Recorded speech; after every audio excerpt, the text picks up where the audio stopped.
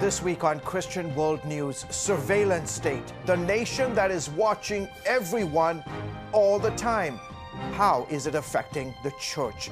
Plus, it's one of the fastest growing churches in the world in one of the most oppressive Islamic regimes. Why are so many risking their freedoms to follow Jesus Christ? And the volcano spouting ash and lava in the Philippines. Tens of thousands forced to evacuate. We will go inside the restricted zone to show you the devastation and the relief teams swinging into action. Hello, everyone. Thank you so much for this week, joining us for this week's edition of Christian World News. I am George Thomas. A rising tide of global persecution against Christians. Every year, the watchdog group Open Doors tracks believers, attacks on believers, and releases a list of nations that tells us where it is most dangerous to follow Jesus. First, some numbers on persecution worldwide.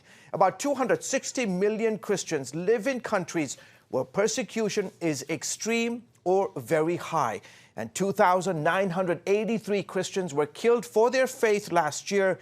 That is an average of 8 every day.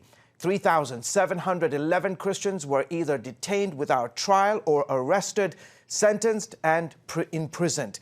9,488 churches or Christian buildings attacked. The number one persecutor of Christians in the world continues to be the communist dictatorship of North Korea. Open Doors CEO David Curry told us why. North Korea is a country of great concern. Number one for 18 years in a row, total control of the government. There are 60,000 Christians in labor camps for owning a Bible, and many of them die there. The Open Doors report also identified disturbing trends in persecution, including the growth of the surveillance state. Curry explains that China is the chief offender, and it is not, by the way, using surveillance against its own people. It is helping other repressive nations do the same. Well, what's so scary about the persecution of Christians in China is that China is building what I think is a blueprint, a roadmap of persecution for other regimes around the world. And they're doing it with surveillance, with a social score that measures Christian behavior, attending church, taking your kids to Sunday school, as a negative thing. And they're taking that social score and melding it with surveillance, not just on the street to protect the citizens, but an invasive surveillance inside the churches. And they're shutting down house churches that won't comply, and others as well, arresting pastors. By the way, China jumped from number 43 on the WorldWatch list all the way to 23 this year. David Curry recently visited China to investigate the level of surveillance and persecution and to hear firsthand from Chinese Christians. Open Doors recently released this video. Take a look.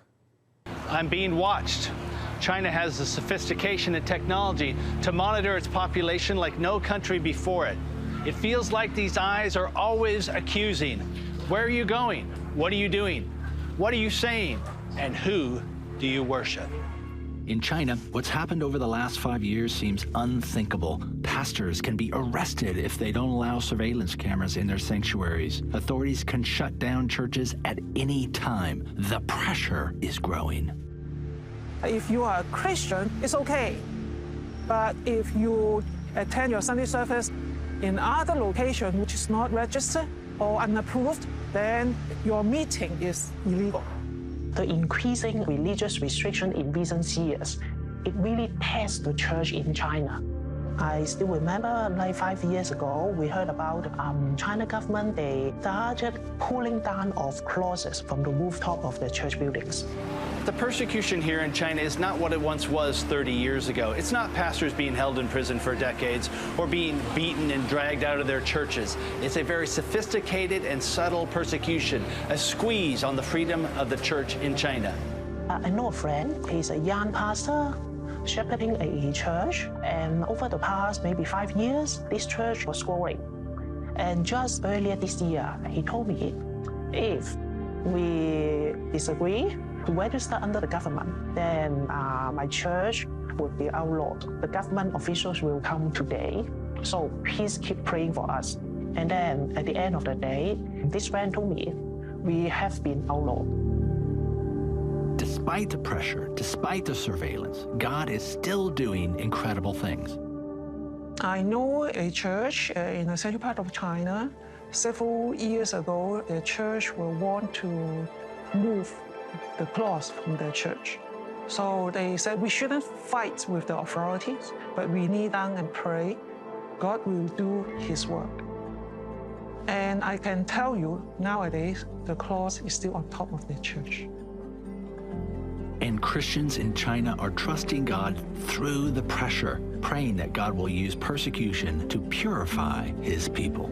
The response of people, most of the people, it's really encouraged me, because you can see what you really believe in God or something else. Does prayer encourage the Chinese church? I think so, because the prayer is so crucial and important. We have a responsibility to help our brothers and sisters know they aren't alone. China may be number 23 on the 2020 WorldWatch list, but the believers there are part of our church, part of our family. That story from Open Doors, terrific. The spread of violent Muslim extremism is another trend behind the growing persecution of the church. Open Doors lists Afghanistan, Somalia, and Libya as numbers 2, 3, and 4 as the most dangerous countries to be a Christian.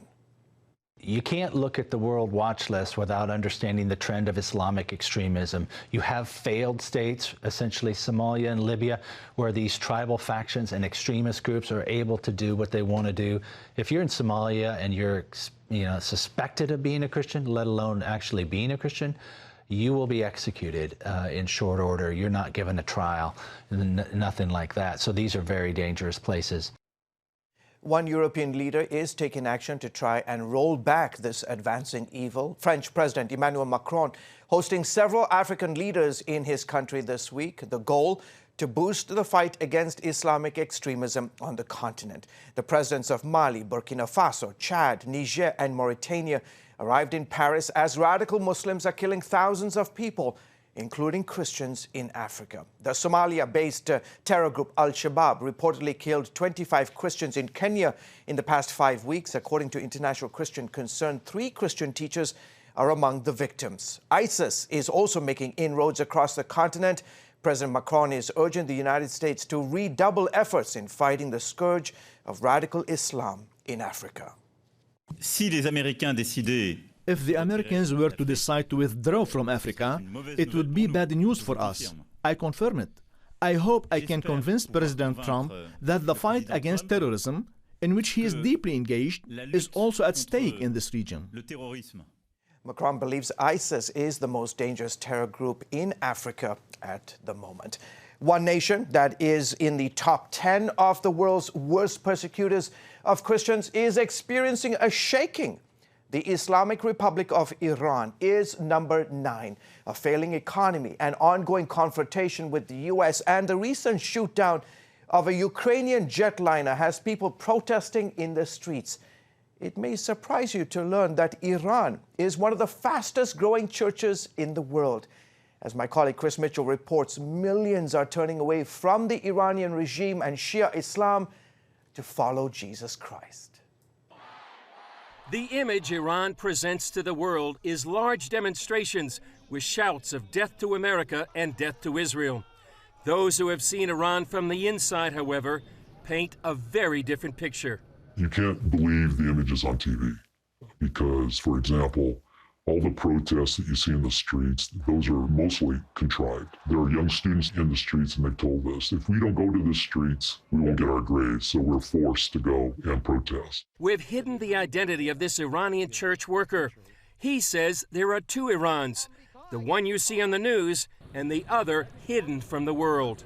Yes, I would say there's a 10% Iran and a 90% Iran. 10% control the country in a more oppressive manner, hardline, religious manner, and then the majority of the people, 90% of the people, love America. They don't hate Americans. I think that's the message that Americans need to hear. They tell us all the time, we don't hate Americans, we love America.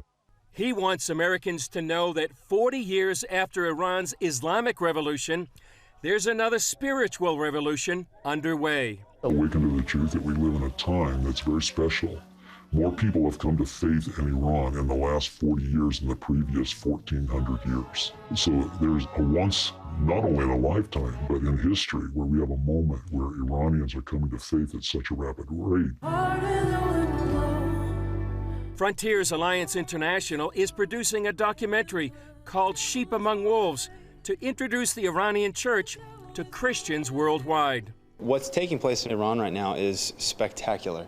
It's the fastest growing church in the world that owns no buildings, has no 501c3s, that owns no property, that has no bank accounts, that has no centralized leadership, that has no denominational leanings, and yet it's multiplying like crazy. What the Lord is doing there is staggering. And that results in intense persecution that Thomas says leads Iranian believers to seek prayer, but not in a way you may think. Typically the way we pray is, we expect that they want us to pray for the persecution to end, and they say, no, don't do that. Persecution is growing the church. When the persecution stops, the growth stops. What we want is for the gospel to spread far and wide and deep in Iran. With Iran and the U.S. on the brink of war, Thomas says it's important to see what's happening behind the Iranian veil. When Muslims from Iran come in contact with the man from Nazareth, something beautiful happens. And when they realize that they've been bought and saved and purchased with Jewish blood, prophesied by Jewish prophets in the Jewish Bible, something crazy happens, something beautiful happens, and that's what we're seeing take place in Iran. Thomas believes one day the world may wake up to find Iran's church growth in the 21st century rivaling that of China and Korea in the last century. Chris Mitchell, CBN News. Up next, lava, smoke, and ash. This billowing volcano forcing tens of thousands from their homes. Can they ever go back? And how will they survive in the meantime? That story when we come back.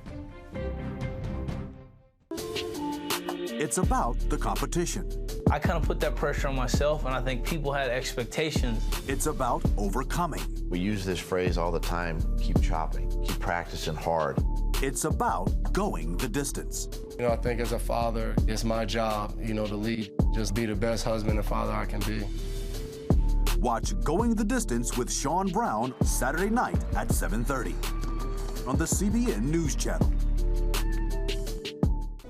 Orphans Promise is committed to loving and serving at-risk children, to helping keep families together, and to creating opportunities for strong and sustainable communities around the world. We're working in over 60 countries around the world, and with your help, we can do even more. There's an old African proverb I love that says, if you want to run fast, run alone. But if you want to run far, run together. At Orphans Promise, we want to run far so we can touch the lives of as many orphaned and vulnerable children as possible. But we don't want to go alone. We're out to change the world, one child, one family, one community at a time. Will you join us?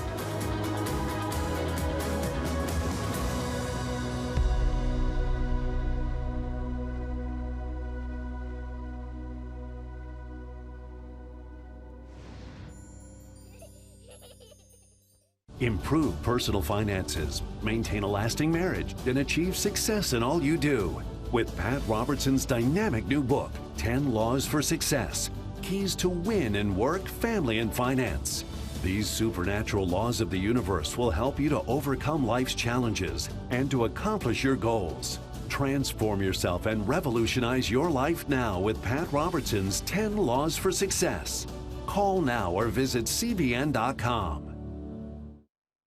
A smoldering volcano in the Philippines threatens more eruptions. Already tens of thousands of people have evacuated, most with only the clothes on their backs. What will they do now? Lucille Talusan is on the scene to bring us this update.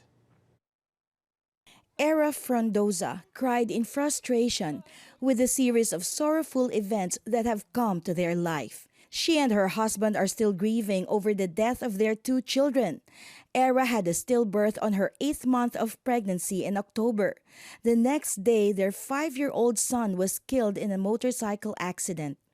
We are questioning God why He allowed this to happen. First, we lost our children, and now the volcano erupts. We fear that everything is being taken away from us. Era and her husband are staying in a school that is now being used as a temporary shelter. Evacuation centers are crammed with more people after tens of thousands flee the danger zone amid fears of imminent explosive eruption. This is one of the most popular restaurants here in Tagaytay City, and it's closed. Actually, all the establishments here are closed, and there has not been any electric power supply since the volcano started erupting. They gave us access to have a better view of the Taal volcano. As you see, there is smoke coming out of the crater. And for your information, there are 47 craters in this volcano. There are a lot of communities surrounding the volcano, and all these residents have already been evacuated. Operation Blessing has been daily giving aid to the evacuees in the different evacuation centers, distributing mats, blankets, much-needed hygiene kits, and other basic necessities. Aside from the relief goods, church partners grabbed the opportunity to pray for the evacuees. On that day, Operation Blessing volunteer pastors shared the good news of God's eternal love to Era and her husband. Era said the prayers comforted them. It's like the burden was taken out from me. I always pray that we will meet people who can counsel us. Thank you very much, Operation Blessing. It's back to zero for us, but you have reminded us that we can go on with our life and overcome when we hold on to God. Lucille Talusan, CBN News, Batangas, Philippines. Coming up, witness a celebration for the ages as one village gets fresh water and a better way of life. It's about the competition. I kind of put that pressure on myself, and I think people had expectations. It's about overcoming. We use this phrase all the time, keep chopping, keep practicing hard. It's about going the distance. You know, I think as a father, it's my job, to lead. Just be the best husband and father I can be. Watch Going the Distance with Sean Brown Saturday night at 7:30 on the CBN News Channel. Orphans Promise is committed to loving and serving at-risk children, to helping keep families together, and to creating opportunities for strong and sustainable communities around the world. We're working in over 60 countries around the world, and with your help, we can do even more. There's an old African proverb I love that says, if you want to run fast, run alone. But if you want to run far, run together. At Orphans Promise, we want to run far so we can touch the lives of as many orphaned and vulnerable children as possible. But we don't want to go alone. We're out to change the world, one child, one family, one community at a time. Will you join us?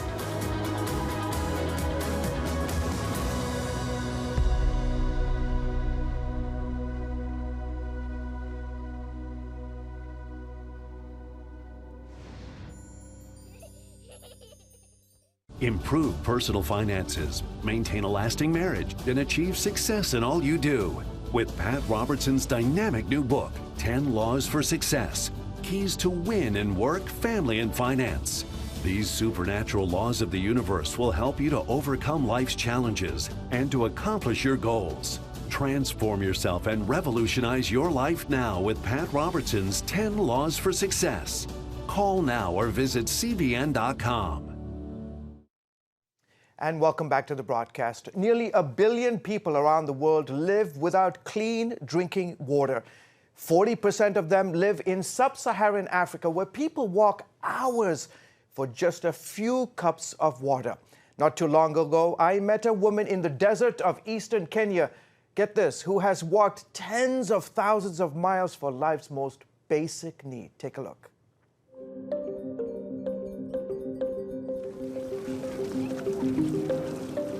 The next time you turn on your tap, think of Kanzi Kahindi. I would be a lot healthier than I am today if I didn't have to travel so far for water. Kanzi lives in sub-Saharan Africa, where an estimated 319 million people have no access to safe drinking water. Twice a day, she leaves her small hut made of sticks and stones. Here in rural eastern Kenya, an and walks to the nearest place she can find water. My back hurts, and I'm always in pain. For many of us, water is just a tap away. For Kanzi, getting access to life's most basic need is anything but easy. I've been fetching water since I was 7 years old. I joined her and others as they made the daily trek to the only source of water. This muddy pond polluted by animal and human waste. Kanzi fetches water from this pond morning and evening, and she walks 13 miles each day, which translates to roughly about 4,700 miles every year. And guess what? She has been doing this for the last 40 years, which means she has logged close to about 190,000 miles. Hard to believe, really, but Kanzi is not alone. A staggering 1 billion people around the world don't have access to clean running water. In fact, in Africa alone, where the burden of fetching water often falls to women and children, nearly 40 billion hours a year is spent collecting water. Number 4, we have what? The last one. We have the molars. Dudu Muero teaches math at a rural primary school. He says time spent gathering water is time children could be learning to read, write, earn an income, or take care of their family. What percentage of your children go every day to fetch water? 70%. And the water they've spent all that time collecting isn't even clean. Some 2,000 children die each day from water-related diseases. Like Kanzi, Hannah Nyale grew up collecting water for her family's survival and often got sick. Now, she's with the Christian organization World Vision, trying to improve water conditions in one of the poorest counties in Kenya. I'm so passionate to improve the situation here because it is an experience I went through. I used to walk 6 kilometers to get water as early as 5 years old.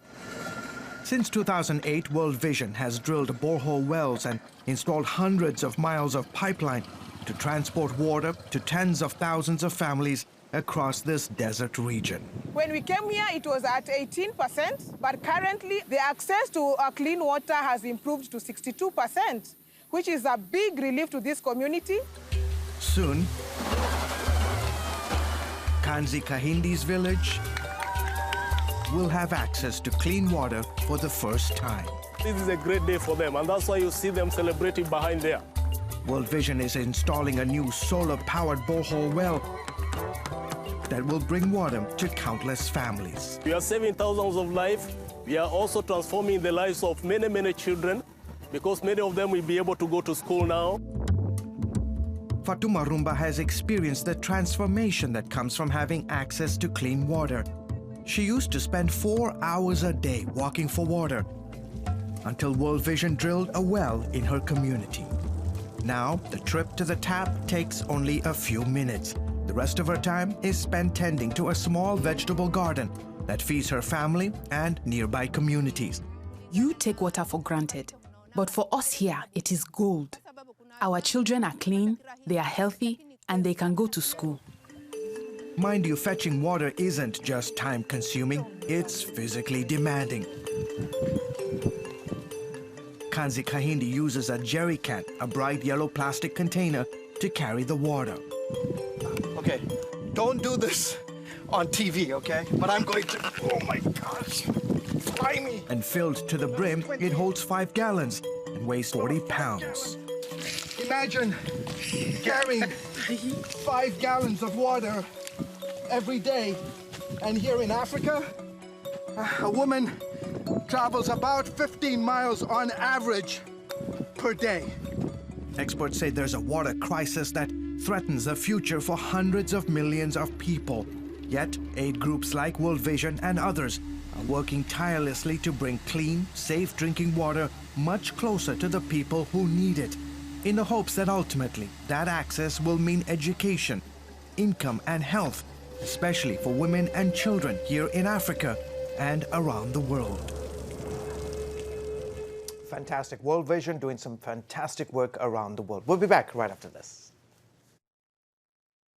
From Washington, D.C., uncompromising stories, interviews, and analysis from veteran journalists David Brody. Escalating fight. Jenna Browder. Chose his words carefully. Ben Kennedy. Plan to join him. And Amber Strong. For impeachment grows a little bit louder. Bringing you the political news that matters. We get out and tell the story of the progress that we're making in this country. Watch Faith Nation, weeknights at 6 on the CBN News Channel. On the home front. Thanks for joining us for CBN's On the Home Front, where we highlight what the men and women of America's military do to defend our country. CBN honors the men and women in our military with an initiative called Helping the Home Front. It partners with churches across the country to meet the needs of their military families, from repairing homes to wiping out medical bills for wounded veterans. On the Home Front, Tuesday morning at 10:30. He founded one of the world's largest television ministries, established a leading university, and became a New York Times best-selling author. Now, Pat Robertson wants to share with you significant insights learned from a lifetime in the Word of God. In his latest book, 10 Laws for Success, Keys to Win in Work, Family, and Finance. Call now or go to cbn.com. Meet the pastors who are preaching the gospel in a fresh, fearless way.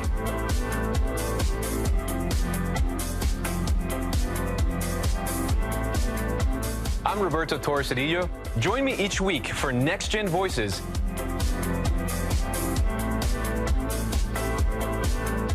And watch God transform a generation.